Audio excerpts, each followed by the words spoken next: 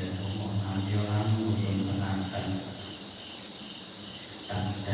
ฝึกสติฝึกสมาธิของตัวเองแล้วการฝึกสติมีที่ลมหายใจหายใจเข้ายาวๆมันจะค่อยปล่อยออกหายใจเข้าพุทหายใจออกโทพุทโทพุทโทเดินไปเรื่อยๆจนกว่าจิตมันสงบนิ่ง